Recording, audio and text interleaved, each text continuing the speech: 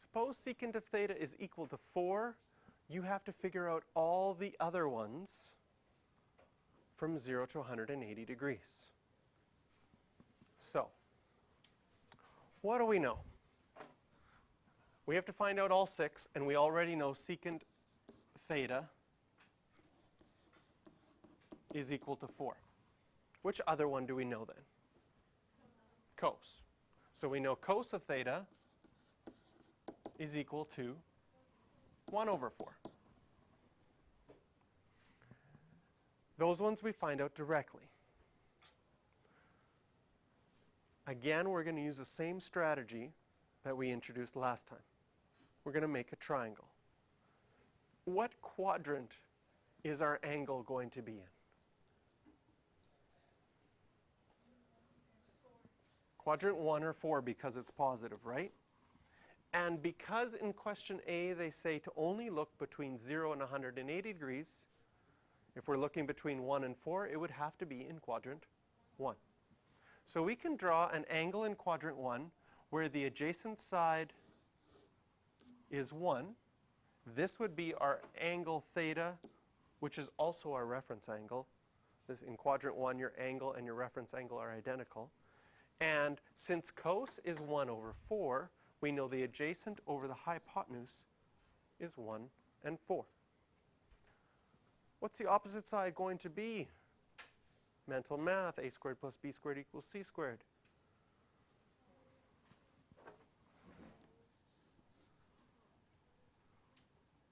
Is it 17 or is it 15? So in this case, it's 15 because that's not the hypotenuse, right?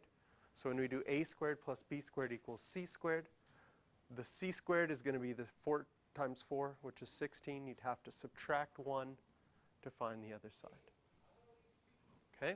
So we have square root of 15 there. Now that you've drawn everything in your triangle, can you tell me the other primary ones? We'll put the primary ones over here. What is sine of theta? Opposite over hypotenuse.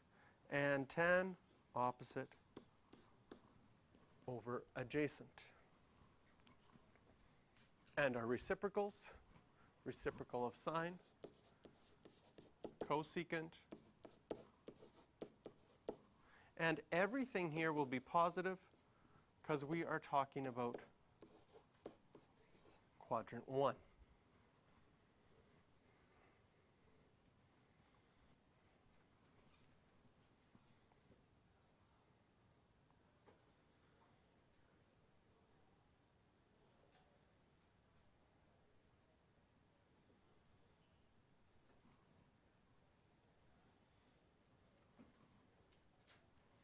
Now for part B,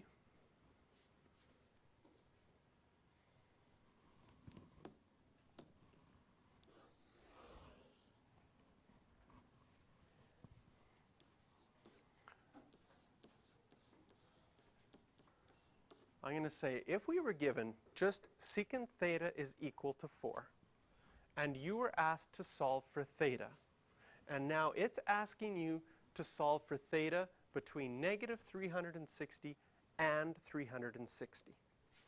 So the domain that's given here is from negative 360 to 360. Well, the first thing I would do if I'm giving one of my reciprocal functions is exactly what you did in A. Secant theta is 4. That means I know that cos of theta is 1 over 4. And just like we drew our triangle in part A, for part B, I'm going to draw that same triangle. I know it could be in quadrant 1, but in part A, you were just looking from 0 to 180. If we're going all the way to 360 degrees, can you see that that could also include quadrant 4? Here, I'll draw a better triangle. So I'm going to draw a triangle in quadrant 4. Again, here is my reference angle in both of those. Because cos being positive could be in quadrant 1 or in quadrant 4, this is going to be important.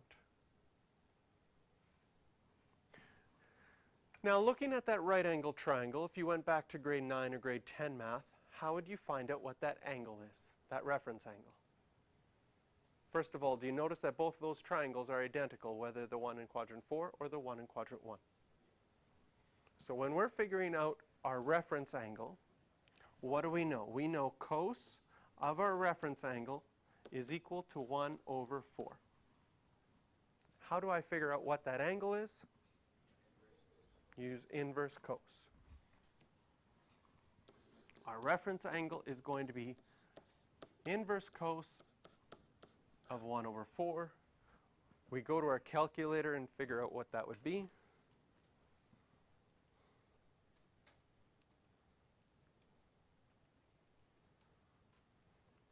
And we get 75.5 degrees.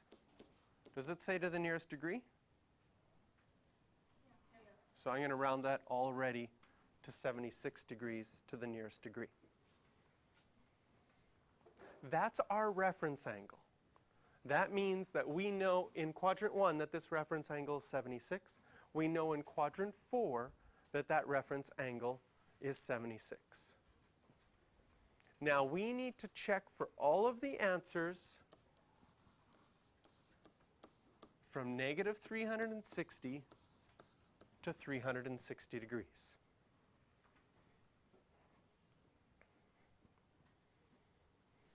Okay? One of the things that I often do when my answer set needs to go from a negative value to a positive value in degrees is I split it up. I think of my negative values separate, okay, and I think of my positive values after. So if I'm going from negative 360 to 360, can you see that my negative values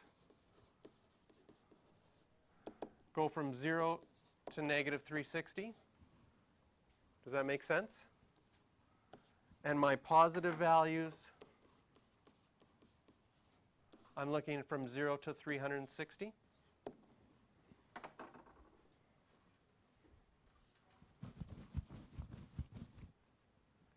If I was doing my negative values for theta, starting in standard position here, can you see that I would get 1 like that? And I would get a second negative 1 like that. Do those make sense as your two negative values? Because 0 to negative 360 would be once around in the negative direction. So what are those two negative answers? Negative 76. That one's easy to figure out because it's the same as your reference angle, just in the negative direction. And how would you figure out the other one?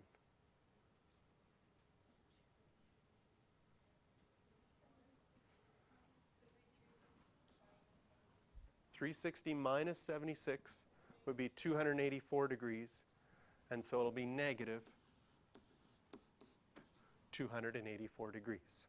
So what Reese did there, I really, really like. I really like thinking, when you're going in the negative direction, think of things as if they were just like positives. All the way around is 360, so I'd go 360 minus my 76 degrees. That would leave me with 284, but now I'm going 284 in the negative direction, so that's why my answer is negative 284. Now for my positive angles, well, one positive angle is going to be this. Yeah? It's going to be positive 76, yes. And positive 284 degrees. Now, it's not always going to be the case that the numbers are perfectly opposite like that. That's just a coincidence because our answers were in quadrant 1 and quadrant 4. If we had a similar question, you know, and tan was positive or sine was positive, quadrant 1 and quadrant 2, then our answers wouldn't necessarily be the same. So now we've found all of the answers from 0 to 360. When solving equations, right, solving for theta,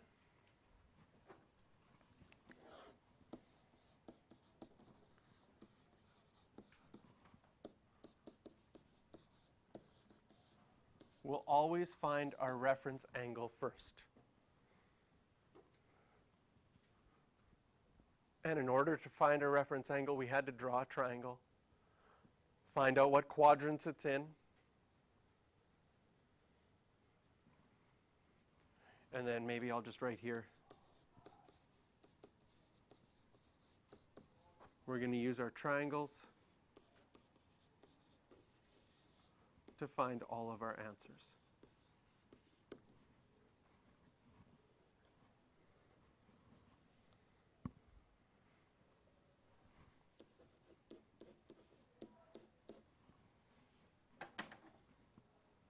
And solving for theta is a big, big theme in this unit. So of all the questions that you got today, these ones are the most important. Practicing 9, 10, and 11, where you have this kind of question where you're solving for theta. And there we have the end of 6.1.